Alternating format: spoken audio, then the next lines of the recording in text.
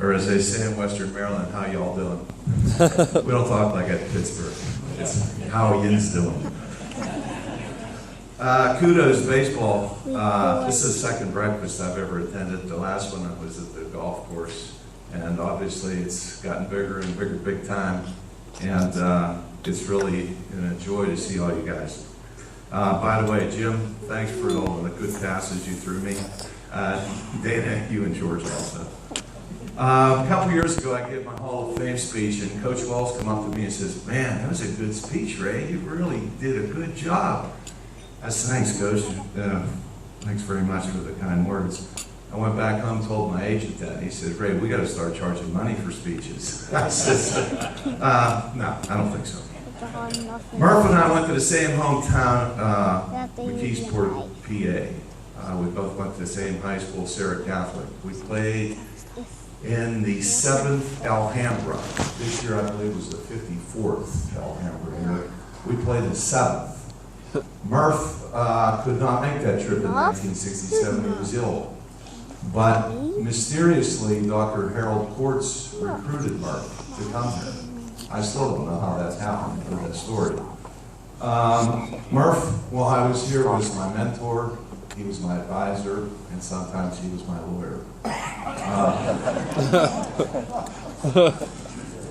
Some things in Murph's coaching career, because that's what we're here to talk about.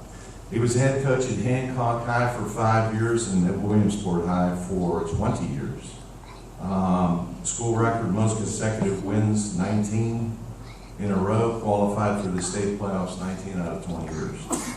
Won a Regional 1A West title 5 years, 5-0 regional championship games, his record was. Went to the state Final Four 5 times. Most trips to a state Final Four by any coach in Washington County history. State finalist in 96, Tri-State Area Coach of the Year in 96, inducted into the Washington County Hall of Fame in 2011. And as some of you remember, he was inducted into the Bobcat Hall of Fame in 1974. He was the 18th inductee. My honor to present Jim Riggleman Coaching Achievement Award to my good friend, Kevin Murphy.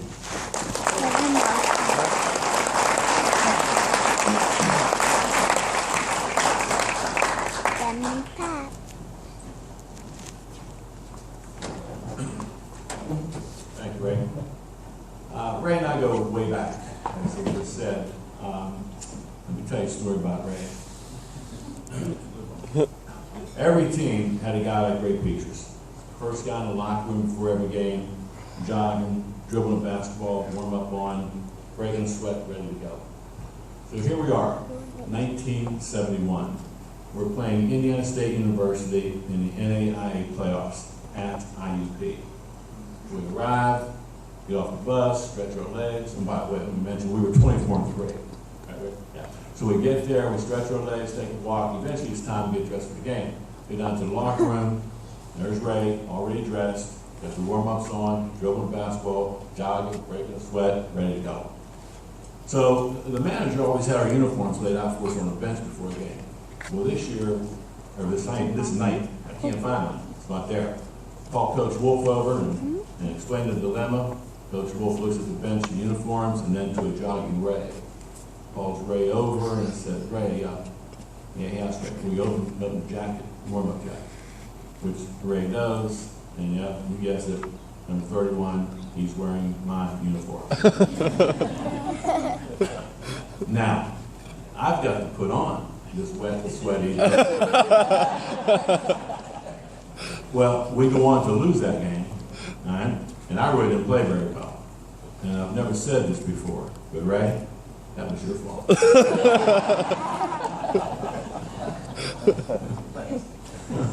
I'm just kidding. Since this is the baseball breakfast, let me take a moment to reflect on my Bobcat baseball career. I think that covers it.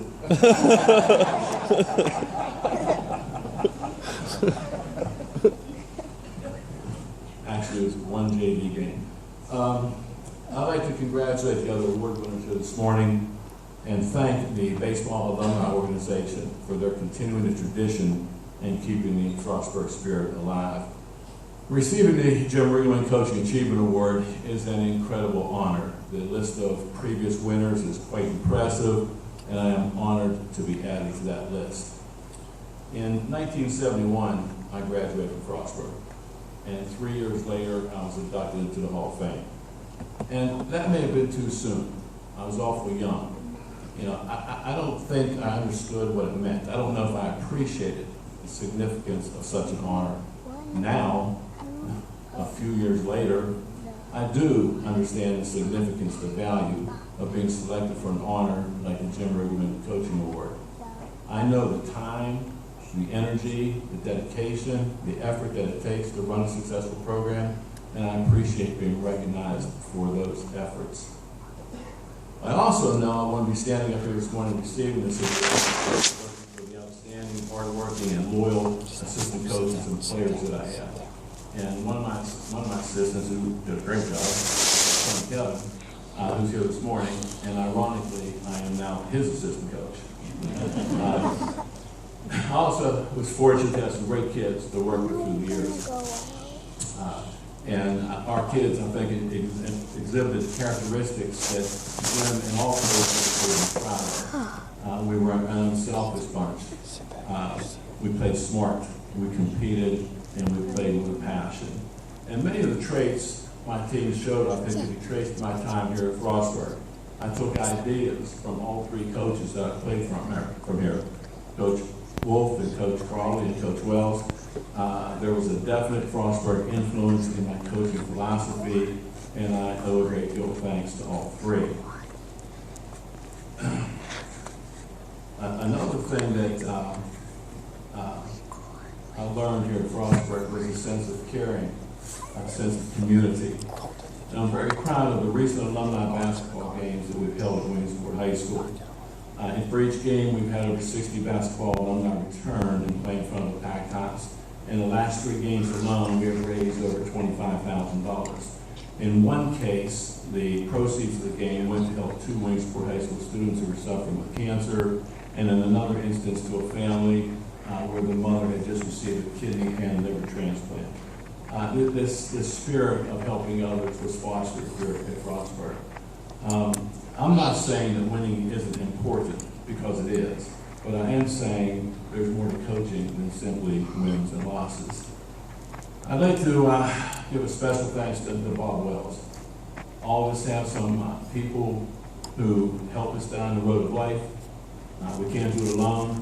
Bob was one of those people in my life. And in closing, I want to thank my family. My wife Lori, who should get some kind of an award just for being married to me. My 4 children, Kevin and Chris, Colin and Katie, and 3 of my children are Frostburg grads. Kevin is here today, Colin is here today, and my daughter Katie. I'm not sure where I feel with my son Chris. He went to Washington College. And also Kevin's wife Wendy, who's here this morning, is also a Frostburg grad. So a big Frostburg influence in our household.